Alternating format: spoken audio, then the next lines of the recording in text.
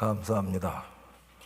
이 성도 이름 부를 때 우리 모두 그곳에서 대답하는 사람 다 되도록 복 주시기 바랍니다. 할 얘기는 많은데요, 시간이 너무 짧아서 가능하면은 짧게 말씀을 드리려고 생각을 하는데 잘 모르겠습니다. 지난 밤에는 우리가 하나님께서 사망을 창조하셨는가 그런 제목으로 말씀을 들었습니다.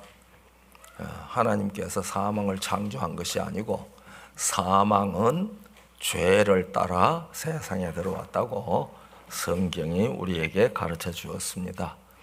오늘은 구원받는 것과 천국 가는 것은 같은 것인가? 어떻게 생각하세요, 우리 마석 성도 여러분들? 구원받는 것하고 천국 가는 것은 같은 것인가? 다를 것인가? 다를 수 있는가? 같은 것이라고 생각하시는 분 손 한번 좀 들어보세요.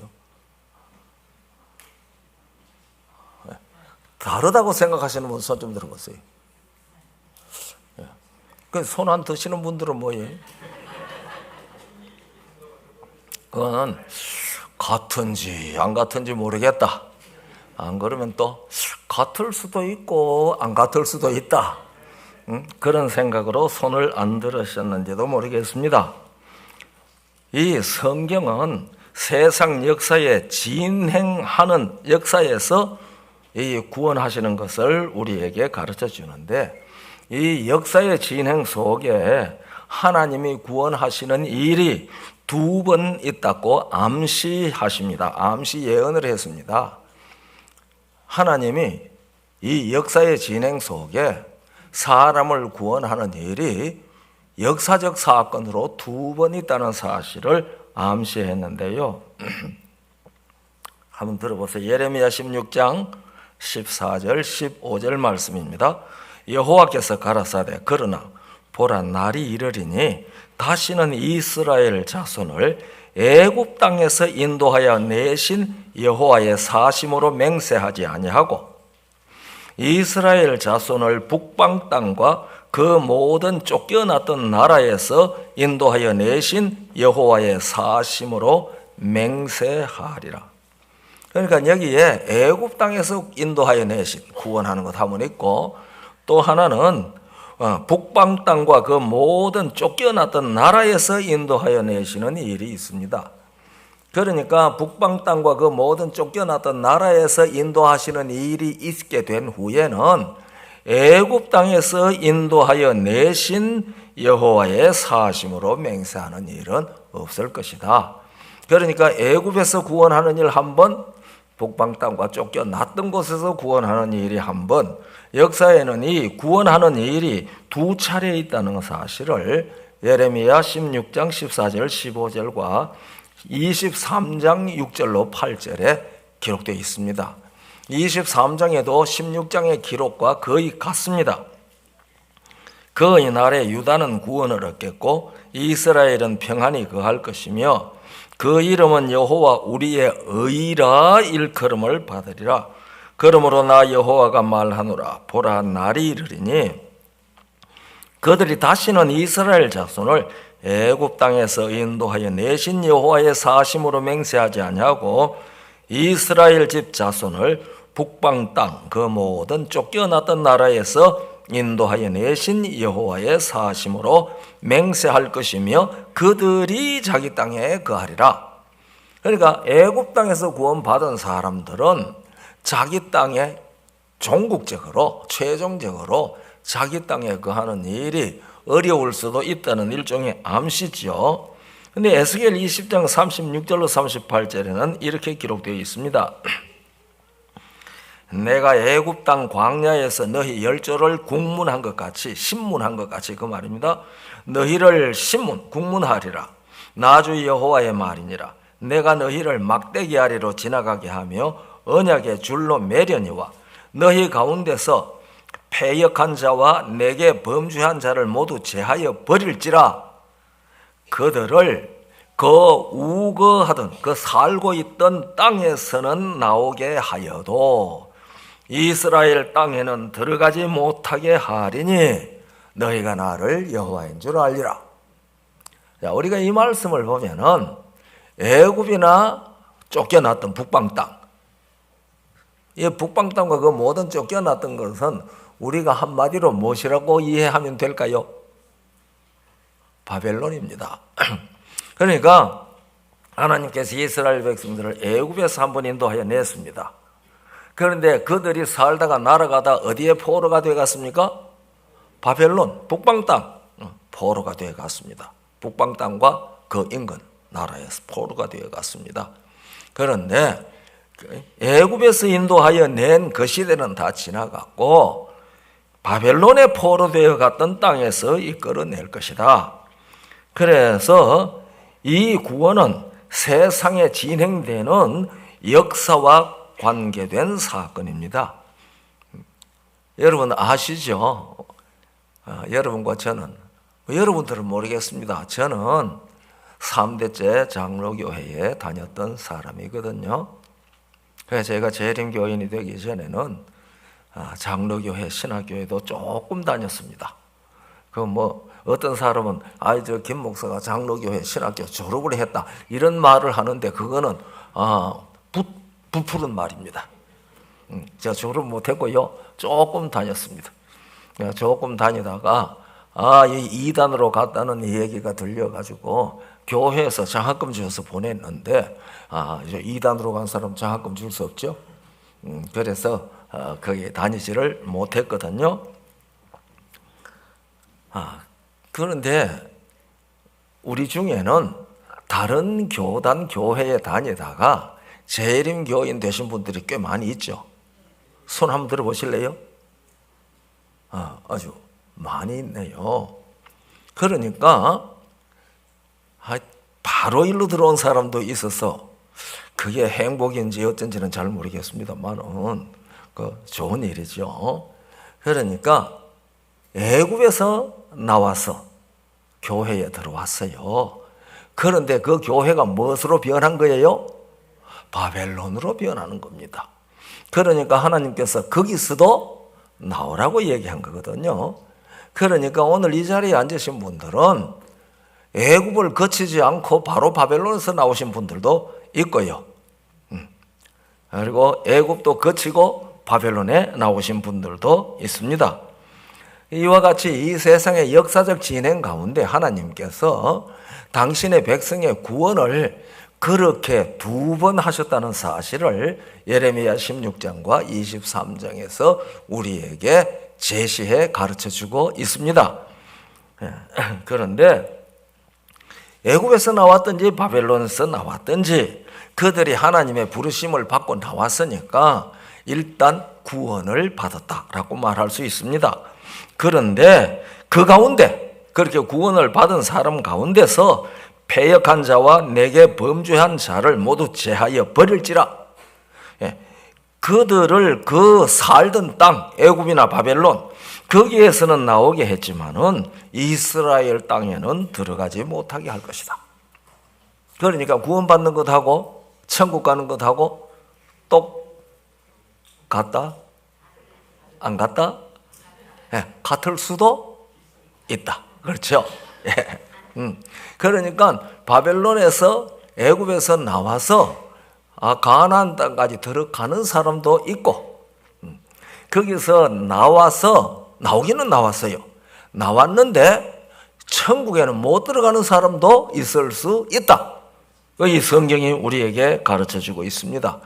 이것은 역사적 사실일 뿐만 아니라 우리 개인적 구원에도 이 현상을 적용할 수 있습니다. 우리가 이 세상과 애굽은 죄의 세상을 상징합니다. 우리가 계시록 11장 8절을 읽어보면은 그리스도께서 하나님의 아들이 십자가에 못 박힌 곳을 영적으로 말하면은 소돔이라고도 하고 애굽이라고도 한다고 그랬거든요.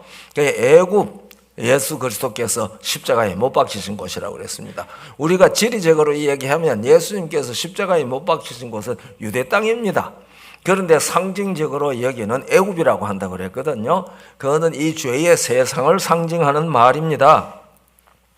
그래서 우리가 이 죄의 세상에서 나와서 신앙생활을 하다가 보니까 그게 바벨론이 되어버린 것도 알 수가 있습니다. 그래서 애굽이나 바벨론에서 나와서 그 여자의 남은 자손, 하나님의 계명과 예수의 증거를 가진 교회에 들어왔지만은 거기서도 그들이 패역하면 영원한 나라에는 들어가지 못할 것이라는 상징적인 의미를 에스겔서가 우리에게 가르쳐주고 있는 겁니다. 이 구원받는 일은 참 쉽죠? 쉽습니까? 어렵습니까? 이스라엘 백성들이 애굽에서 나오는 일이 그들에게 실상은 안 쉬웠을는지도 모릅니다. 430년이나 살던 데서요.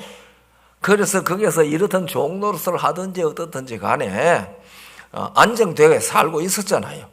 그러다 그거 다 거두어서 지금 어디로 나옵니까? 광야로 나와요. 광야. 그래서 그게 나오기 싫은 사람들도 있었을는지도 모릅니다. 그런데 성경은 구원받는 건 쉽다고 그랬어요. 예수님을 구주로 믿으면 되니까요. 우리가 이 로마 10장 11절 13절을 보면은 그랬습니다. 성경에 이르되 누구든지 저를 믿는 자는 부끄러움을 당하지 아니하리라 하니 유대인이나 헬라인이나 차별이 없음이라. 한 주께서 모든 사람의 주가 되사 저를 부르는 모든 사람에게 부요하시도다. 누구든지 주의 이름을 부르는 자는 구원을 얻으리라. 다 부르셨어요? 우리가 예수님을 주님이라고 부르는 것은 자기 의지로 부를 수 있다고 성경이 말씀하셨습니까? 아니죠. 우리가 고린도전서 12장 3절을 보면은 누구로 말미암지 않고는 성령의 역사로 말미암지 않고는 예수님을 주라고 부를 수 없다고 그랬습니다.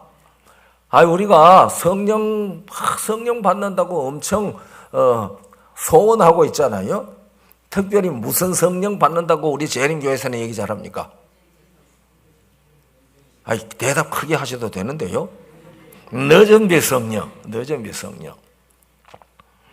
그런데 우리가 이 성령을 받아야 하는 이유는 성령께서 우리에게 역사하셨을 때에, 그 역사를 받을 때에 비로소 누가 나의 구주 되신다는 것을 진정으로 고백할 수 있기 때문에 그렇습니까?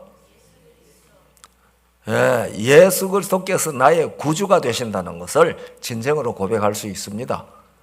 다 예수님이 구주 되신다는 것을 진정으로 고백하십니까? 대답 안 하신 분 한 분도 없죠?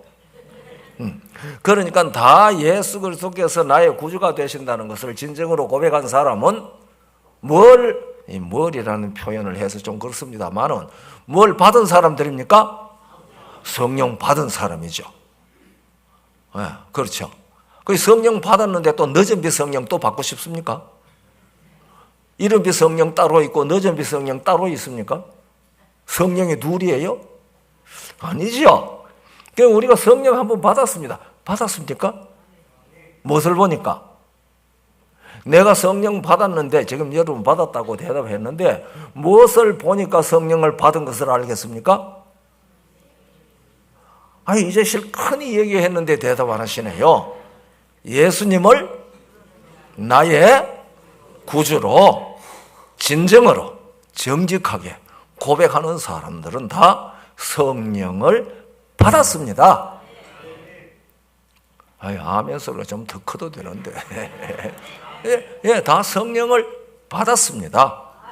그런데 우리가 이른 비 성령, 늦은 비 성령 그런 표현을 하는데 그 표현은 정확한 표현이 아닙니다. 그 정확하게 표현을 하려고 하면은 성령의 이른 비 역사, 성령의 늦은 비 역사입니다. 역사라는 말은 알죠? 일하는 거, 그렇죠? 일하는 거. 그러니까 우리는 이른 비, 성령께서 우리에게 임하셔서 이른 비적 역사를 통해서 다 예수님을 무엇이라고 부르는 고백하는 사람들이 다 됐습니까? 나의 구주 주님이라고 고백하는 사람들이 다 되었습니다.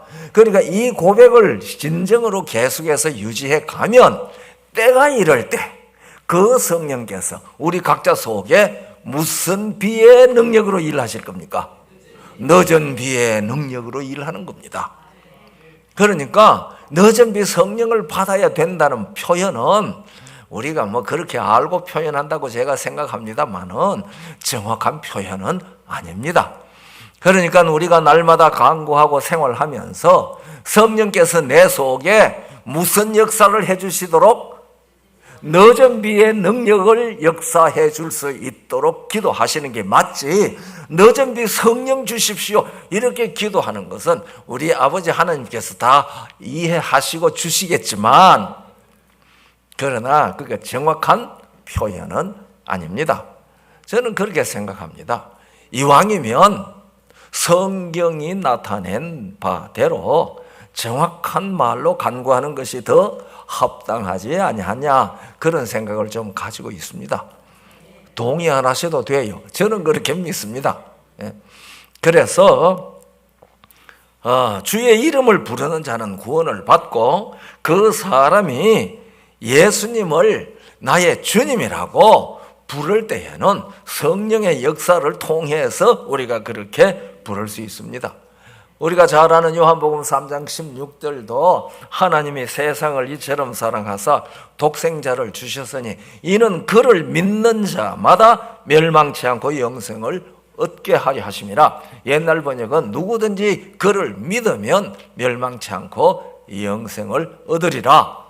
그러니까 예수님을 믿기만 하면은 영생을 얻는 자리에 나옵니다. 한 번은 어떤 선배 목사님이요, 저한테 이런 질문을 했어요. 김 목사, 어떤 사람이 나한테 묻기를 우리가 영생을 2번 받느냐고 묻는데 어떻게 대답을 해야 돼요? 아니 내가 그 얘기를 딱 들으니까 미안합니다. 어떻게 대답해야 될지 모르겠는데, 아니 김 목사 교수 했으니까 대답할 수 있을 것 같은데 얘기 좀 해달래요.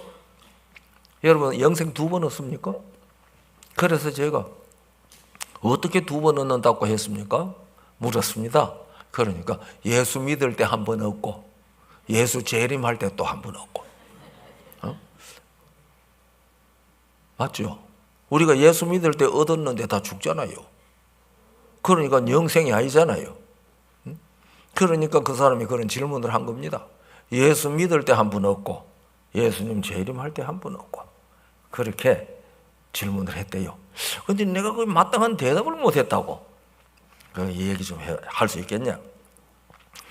그 질문을 할 때 성령께서 저에게 대답을 주셨어요. 지혜를 주셨어요. 아유 목사님, 예를 하나 들어봅시다.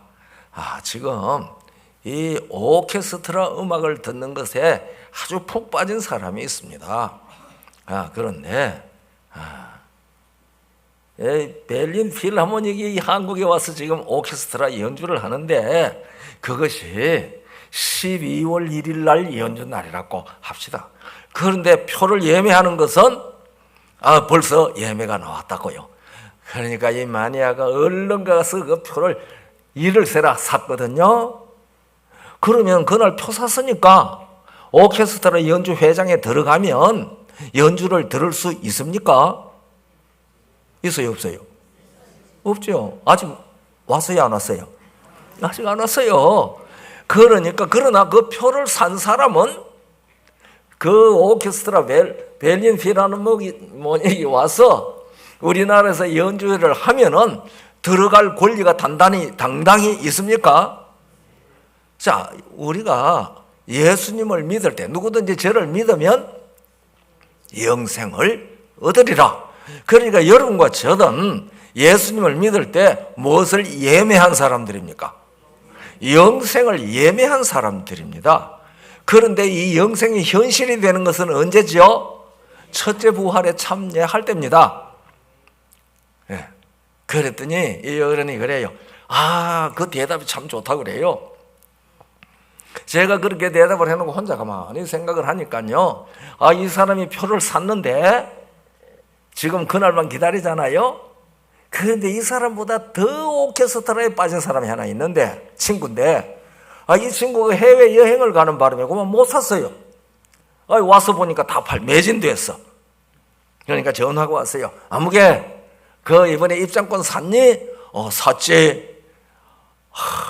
얼마 줬는데? 얼마 줬네? 그거 나한테 팔어. 내가 가려고 샀는데 왜 내가 너한테 파냐? 아유, 너 산 돈에 배를 줄게. 나한테 팔어. 나 안 팔어. 아유, 내 돈 얼마 더 줄게. 팔아. 가만히 생각을 하니까 그 돈이 자기한테 필요해. 그래서 정말 팔까? 팔고 돈 받을까? 팔까? 에이, 안 팔아. 나 못 팔아. 야, 이 새끼야. 너 안 팔래? 이놈 자식, 너 만나면 죽여버릴 거야. 나 표 팔아. 혼자 내 머릿속에 이야기를 만드는 겁니다. 그렇게 해놓고 가만히 생각을 하니까요, 내가 돈 많이 줄게, 표 팔아 하는 것은 유혹입니다. 무슨 말인지 이해하시겠어요? 너 안 주면 죽일 게 뭐예요? 그럼 핍박입니다. 핍박. 오늘날 우리가 다 영생을 가지고 있습니다. 왜냐하면 예수님을 믿으니까요. 그런데 이 사람들이 날 보고 뭐하라고 그래요? 그 영생 나한테 팔라고 얘기합니다.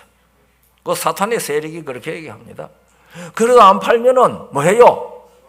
안 내놓을래? 하고 핍박합니다. 오늘날 아직도 우리들은 이런 핍박 받고 있지 않지만, 지금도 저 중동 지역에 예수님을 구주로 믿는 것 때문에 유혹이 아니라 핍박받는 사람들이 많이 있습니다.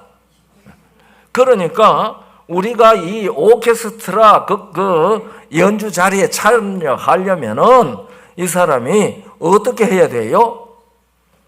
그것을 지켜야 돼요. 네. 애굽에서도 구원받고 바벨론에서도 구원받았습니다. 그런데 이 받은 구원을 우리가 못할 줄 알아야 됩니까? 지켜야 됩니다. 그것을 빼앗아 가려고 하는 사람들이 너무 많거든요. 그러니까 우리는 예수님께서 비유 가운데 그렇게 말씀하셨지 않습니까? 가시밭에 떨어지니까 잘 자라요. 그런데 이 욕심과 유혹이 이것을 죽이게 한다고 그러지 않습니까? 우리 이 마석 성도 여러분들, 지금 우리가 살아가는 일에 있어서 내가 얻은 그 구원, 애굽에서도 얻었고 바벨론에서도 얻었는데, 그 구원을 우리의 현실 생활 속에서 잘 지켜나가고 있는지 이 시간에 스스로 정직하게 한번 물어보시기 바랍니다. 그래서 구원을 얻었습니다. 영생을 가졌습니다. 그런데 잃어버릴 수도 있고 빼앗길 수도 있고 그렇거든요. 그래서 베드로는 이렇게 말합니다. 베드로 후서 2장 20절로 22절 가운데, 만일 저희가 우리 주 되신 구주 예수 그리스도를 알므로 세상의 더러움을 피한 후에 다시 그 중에 얽매이고 지면 그 나중 형편이 처음보다 더 심하리니, 의의 도를 안 후에 받은 거룩한 아유, 죄송합니다. 지난밤부터 자꾸 기침이 나요. 예, 예. 의의 도를 안 후에 받은 거룩한 명령을 저버리는 것보다 알지 못하는 것이 도리어 저희에게 나으니라. 그러니까 이걸 알았더라도 지키지 못한 수가 우리의 삶 속에 얼마든지 있을 수 있다는 사실을 베드로 사도를 통해서 우리에게 권고하고 있습니다. 경고하고 있습니다. 이런 사실은 바울도 고린도전서 10장 1절로 5절 가운데서 기록하고 있습니다. 형제들아, 너희가 알지 못하기를 내가 원치 아니하노니 우리 조상들이 다 구름 아래 있고 바다 가운데로 지나며 모세에게 속하여 다 구름과 바다에서 침례를 받고 다 같은 신령한 식물을 먹으며, 다 같은 식물을 먹었어요. 다 같은 신령한 음료를 마셨으니, 다 같은 음료를 마셨어요. 이는 저를 따르는 신령한 반석으로부터 마셨음에 그 반석은 곧 그리스도시라. 예수님으로부터 신령한 양식도 먹고 신령한 물도 마셨습니다. 5절, 그러나 저희의 다수를 하나님이 기뻐하지 아니하신 거로 저희가 광야에서 멸망을 받았느니라. 이 사람들이 다 뭘 해서요? 애굽에서 나올 때 뭘 하고 나왔습니까? 6월절 그 양의 피를 다 칠하고 나왔지 않습니까? 나와서 뭘 건넜어요? 구름과 바다 가운데서 침례를 받았다 그랬거든요. 그러니까 홍해를 건넌 것이 뭘 받은 거예요? 침례 받은 거예요. 침례를 다 받았습니다. 그리고 침례 받고 나와서 교회죠. 이 광야는 교회라고, 교회를 상징하는 것이라고 사도행전 7장 38절에 기록되어져 있습니다. 그래서 지금 우리가 이 교회 생활하는 것은 옛날 이스라엘 백성들의 광야 생활하는 것과 같습니다. 그래서 죄의 세상에서 나왔어요. 침례 받았습니다. 그리고 교회의 교인들이 다 되었습니다. 이 교회에서 예수님으로부터 성경 말씀 다 먹었습니다. 성령님으로 말미암아 신령한 음료도 우리가 다 마셨습니다. 그러나 그들이 그 배운 대로 마신 대로 하지 못했어요. 우리가 느헤미야 9장 20절을 보면은 이스라엘 백성들이 광야에서 나왔을 때에 성령께서 그들을 교육시키셨다고 하는 말이 기록되어져 있습니다. 그러니까 이스라엘 백성들이 광야에 나와 있을 때에 이 신령한 교육을 아무도 가르치지 아니한 것이 아닙니다. 성령께서 그들을 다 교육시키셨습니다. 그 말씀이 어디에 있다고 그랬죠? 느헤미야 9장 20절. 그런 말씀들은 기억해 두세요. 성령께서 다 교육을 시키셨습니다. 오늘날 우리도 마찬가지죠. 성령께서 우리들에게 신령한 음식, 신령한 물, 이거 다 우리에게 주십니다. 그런데 그것을 먹고 마셨는데 다수가 못 들어갔어요. 몇 명이나 들어갔어요? 가나안 땅에. 애굽에서 나와서 가나안 땅에 들어간 사람 모두 몇 명이에요?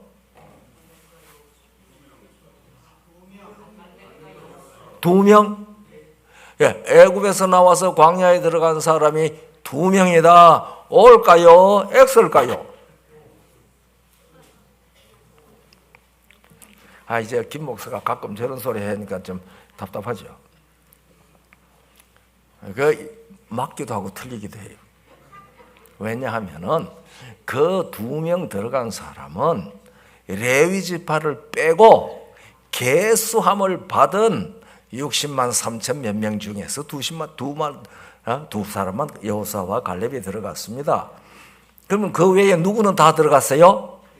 레위 지파는 다 들어갔어요. 그러니까 애굽에서 나온 사람들 중에 2사람만 들어갔다 하는 것은 O입니까? X입니까? X입니다. X. 우리가 성경을 읽어가도 정확하게 잘 몰라요. 우리 기억 속에 여호수아와 갈렙만 남아있거든요. 레위 지파는 별로 얘기가 안 나와 있는데 이 레위 지파는 숫자를 세는 계수에 들어가지 아니한 지파입니다. 계수된 사람들 중에서 2사람만 들어갔는데 많이 들어갔어요? 적게 들어갔어요? 아주 적게 들어갔어요. 그러면은 애굽에서도 나오고 바빌론에서 나왔는데 우리가 영원한 천국에 들어가는 사람 수가 그리 많지? 성경이 뭐라고 그랬는가 하니 저희의 다수를 하나님이 기뻐하지 아니하신 거로 저희가 광야에서 멸망을 받았다고 그랬거든요. 그러니까 구원받는 일은 쉽습니다. 누구든지 예수님을 구주로 믿으면, 진정으로 고백하면 구원을 받습니다. 그런데 문제는 뭐죠? 이 받은 구원, 이 받은 영생을 지키는 것이 어렵습니다. 왜 어려울까요? 그것을 포기하게 하려는 세력들이 온 세상 전체니까요. 어떻게 하든지 때때로는 나 자신이 포기하게 하려고 하는 공격을 나한테 합니다. 여러분 그런 경험들 안 해보십니까? 이럴 때에 우리가 이거 영생 예매표 안 팔아야 됩니다. 안 팔아야 됩니다. 그런데 이것을 지키는 일이 그리 쉽지 않거든요. 그 바벨론에서 나온 사람들 중에서도 이 진리를 따라 건국되는 예루살렘에서 제대로 살지 못한 사람들에 대한 이야기가 에스라 9장 10장과 느헤미야 13장에 다 기록되어져 있습니다. 그래서 이스라엘 백성들을 통해서 이끌어내면서 가르쳐 준 것은 우리가 예수 그리스도를 믿는 복음을 따라서 생활하는 이 영원한 하늘나라, 그곳에 들어가려고 하는 그 믿음의 사람들에 대한 이 표상적 역사가 되는 겁니다. 그러니까 우리가 성경을 읽을 때에 이런 것들을 찾아서 우리가 신령한 교육을 받게 되거든요. 그러니까 굳게 서 있어야 됩니다. 예수님이 이렇게 말씀하셨습니다. 나더러 주여 주여 하는 자마다 천국에 다 들어갈 것이 아니요. 그러니까 누구든지 주의 이름을 부르면 다 뭐는 얻는데? 구원은 얻는데 어디는 못 들어갈 수도 있다? 천국에는 못 들어갈 수도 있다. 어디는 못 들어갈 수도 있다? 천국에는 못 들어갈 수도 있다. 예수님이 말씀하셨어요. 나더러 주여 주여 하는 자마다 다 천국에 들어갈 것이 아니요 다만 하늘에 계신 내 아버지의 뜻대로 행하는 자라야 들어가리라.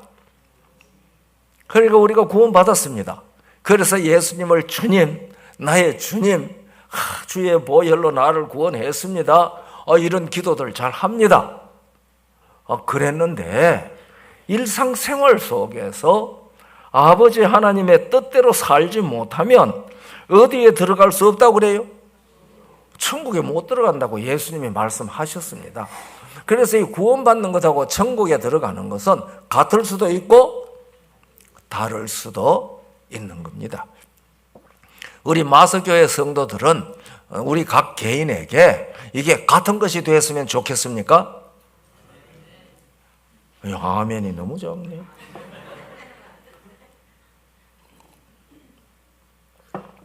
못는 내가 미련하죠. 그거 누가 아멘 안 하겠습니까? 그렇죠? 그런데 아멘 하는 것하고 실제로 들어가는 것은 같지 않을 수도 있다는 사실에 문제가 있습니다. 그날에 많은 사람이 나더러 이르되 주여 주여 우리가 주의 이름으로 선지자 노릇하며 주의 이름으로 귀신을 쫓아내며 주의 이름으로 많은 권능을 행치 아니하였나이까 하리니 그때 내가 저희에게 밝히 말하되 내가 너희를 도무지 알지 얼마나 강한 부정입니까? 그냥 알지 못한다고 하지 않았어요. 도무지 알지 못하나니 뭘 행하는 자들이에요? 불법을 행하는 자들아 내게서 떠나가라 하리라. 우리가 예수 그리스도를 믿고 그 여자의 남은 자손으로서 하나님의 계명과 예수의 증거를 가졌다고 하는 자부심이 있는데 그러나 생활 속에서 우리는 무엇을 저지를 수도 있다. 불법을 저지를 수도 있다. 자, 오늘 우리 마석 성도들이요. 와, 이게 무슨 말이야? 그렇게 마음속에 부담이 될까 봐 좀 걱정이 되는데요. 그거 부담 가지지 마세요. 그거 누가 해주시는 거예요? 네, 우리가 빌립보 2장 13절을 보면은 너희 안에서 행하시는 이는 하나님이시니 자기의 기쁘신 뜻을 위하여 너희에게 소원을 두고 행하게 하시느니라고 그랬거든요. 지난밤에도 얘기했지만은 빛은 비추려고 애쓰지 않습니다. 그러나 빛이 빛입니다. 우리가 예수 그리스도를 믿고 진정으로 영생의 생명을 얻었으면은 그 생명이 우리 속에서 역사하십니다. 그러니 내가 그 생명을 진정으로 가지고 있느냐 없느냐, 왜냐하면 유혹과 핍박이 너무 많기 때문에 그렇습니다. 자기 자신이 그렇게 될 수 있거든요. 예레미야 7장 9절로 10절에 이런 말씀이 있습니다. 너희가 도적질하며 살인하며 간음하며 거짓 맹세하며 바알에게 분향하며 너희의 알지 못하는 다른 신들을 따르면서 10절 내 이름으로 일컫는 바 이 집에 들어와서 내 앞에 서서 말하기를 우리가 구원을 얻었나이다. 오늘 이 예레미야 7장 9절 10절에 있는 이 경고가 우리에게 주는 경고가 아니기를 바라는 마음이 간절합니다. 나는 구원을 받아서 그러면서 나가서 사는 삶은 뭘 하지 않아요? 말씀대로 따르지를 않는단 말입니다. 왜냐하면 재리의 욕심과 유혹이 우리를 끌고 가는데 딸려가기 때문에 그렇습니다. 이 14만 4천인의 특성 가운데요, 어린 양이 어디로 인도하든지 따라가는 자라는 말씀이 있죠. 그런데 어린 양이 어디로 인도하든지 따라간다는 그 말이 무슨 뜻이죠? 교장 선생님 한번 말씀해 보실래요? 어린 양이 어디로 인도하든지 따라간다. 그건 사람들이 일반적으로 예수님이 인도하는 데는 어디든지 목숨 내놓고 따라간다, 그런 뜻으로 해석을 하지요. 그 해석이 틀린 거 아니죠. 맞습니다. 그러나 계시록에 나오는 어린 양은 어떤 어린 양입니까? 큰일 났네. 어린 양이 계시록 5장에 처음 나오거든요. 어린 양이 섰는데 보니까 뭐 한 것 같더라? 죽임을 당하신 것 같더라. 그러니까 어린 양이 어디로 인도하든지 우리가 따라가는데 그 우리가 따라가는 어린 양은 뭐 하신 것 같은 분이에요? 죽임을 당하신 분이에요. 죽임을 당하신 어린 양. 예. 그 죽임을 당하신 어린 양이라는 말은 그게 무슨 뜻입니까? 왜 죽으셨어요? 나를 용서해 주시고 생명 가운데 살게 하시려고 죽어주셨습니다. 그러니까 우리가 어린 양이 어디로 인도하든지 따라가는 것은 그분 안에, 그분만 따라가면 무엇이 항상 나한테 적용되는 은혜를 입는다? 내 허물들을 언제나 용서받을 수 있는 은혜를 입는 사람들이 14만 4천인이라는 얘기입니다. 따라가야지 그걸 은혜를 얻을 수 있거든요. 그러니까 우리 마석 성도 여러분이나 저나 다 어린 양이 어디로 인도하든지 따라가므로 그분이 우리를 대속하기 위하여 피 흘려 돌아가신 십자가의 사유하심이 어느 순간에라도 우리에게 적용되도록 살아야 된다 그 말입니다. 바울이 나는 날마다 죽노라고 하셨죠? 고린도전서 15장 30절 31절에 보면은 내가 다는 한다, 나는 날마다 죽는다 그랬는데요. 여러분 어제 죽었습니까? 어제 죽었습니까? 안 죽었습니까? 벙벙 죽었는지 안 죽었는지 잘 모르시나 본데, 예, 맞습니다. 어제는 지난 밤에 다 죽었습니다. 오늘 아침에는 뭐 하셨어요? 부활하셨어요. 그래서 저는 그렇게 늘 믿거든요. 저녁에 잠자리에 드는 것은 죽는 훈련시키는 것이고 아침에 일어나는 것은 부활 훈련시키는 겁니다. 이것이 우리의 생활에 매일 반복합니다. 그래서 우리는 날마다 죽고 날마다 삽니다. 그런데 우리가 날마다 죽고 날마다 사는 것은 이 세상 사람도 똑같아요. 그러나 우리는 예수 그리스도 안에서 자아가 날마다 죽고 예수 그리스도 안에서 살려주시는 생명으로 아침을 맞이하는 그러한 믿음으로 살아야 한다고 저는 그렇게 믿습니다. 저도 그렇게 잘 못하지만은 말이죠. 이 바울은 이렇게 고백했습니다. 내가 선한 싸움을 싸우고 나의 달려갈 길을 마치고 믿음을 지켰으니. 이 지키는 일이 중요한 겁니다. 이제 후로는 나를 위하여 의의 면류관이 예배되었으므로 주 곧 의로우신 재판장이 그날에 내게 주실 것이니 내게만 아니라 주의 나타나심을 사모하는 모든 자에게니라. 디모데후서 4장 7절 8절에 있는 말씀인데요. 그러니까 여기에서 구원을 지키라고 얘기하는 겁니다. 이 믿음을 지키라, 구원을 지키라, 주신 영생을 지키라. 왜냐하면 그것을 빼앗아 가려고 하는 강도떼들이 수두룩하니까요. 내 가운데 있는 지체 가운데 있는 죄의 법, 로마서 7장에 바울이 말했잖아요. 지체 가운데 있는 죄의 법이 나를 이끌어 죄악 가운데로 끌고 간다고 그랬지 않습니까? 그러니까 우리 지체 가운데 있는 죄의 법이 나를 끌고 가는 거기에도 주님의 능력을 힘입어 지켜야 됩니다. 그러니까 이거 지키지 못하면 구원은 받았는데 어디는 못 가요? 천국에는 못 간다 그 말입니다. 그래서 바울은 고린도서 9장에 그렇게 말하잖아요. 26절 27절에 다름질하기를 향방 없는 것 같이 아니하고 싸우기를 허공을 치는 것 같이 아니하며 내가 내 몸을 처복종하게 하면 내가 남에게 전파하는 후에 자기가 도리어 버림이 될까 두려워함이라.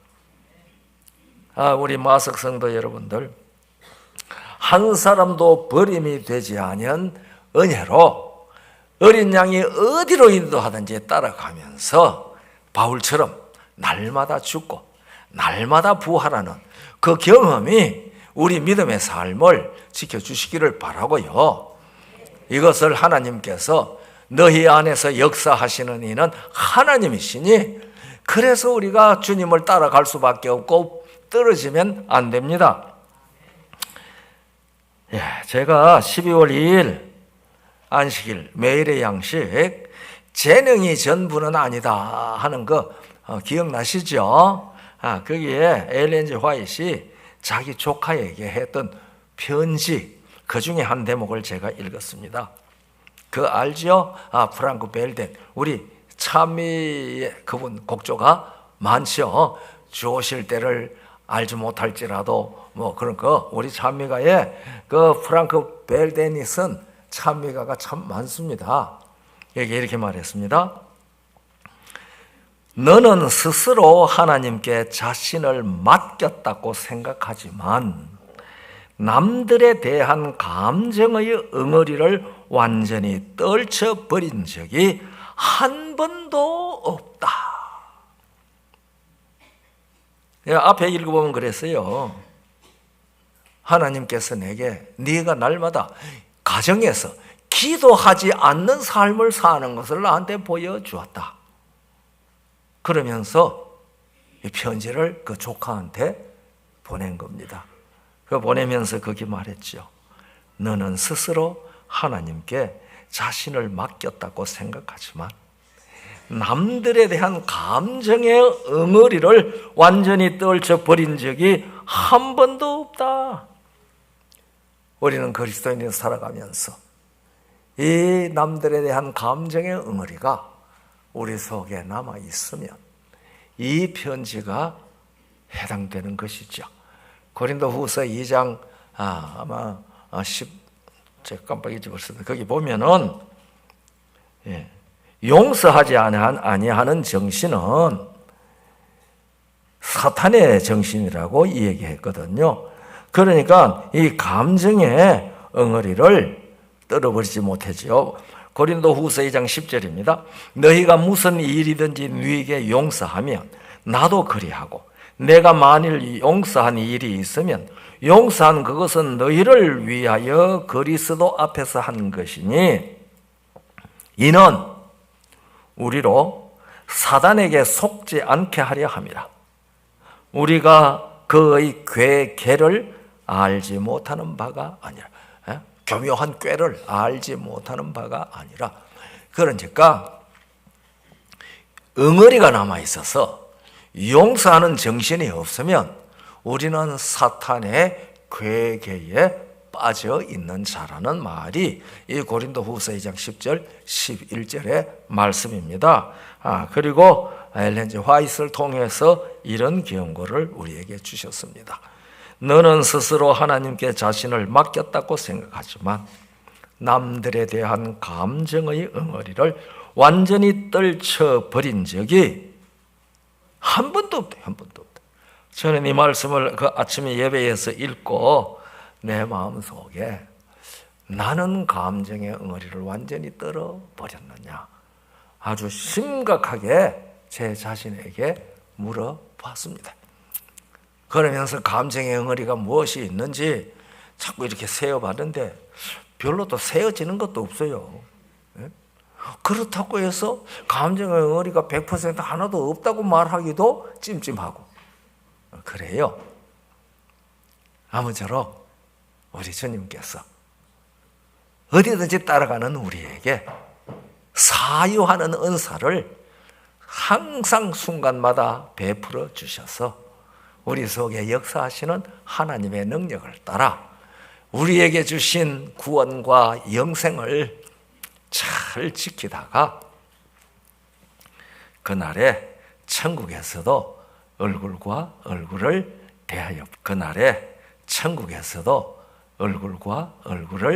대하여 보는 그러한 기쁨이 우리 모두의 기쁨이 되도록 복 주시기를 간절히 바랍니다. 네, 감사합니다.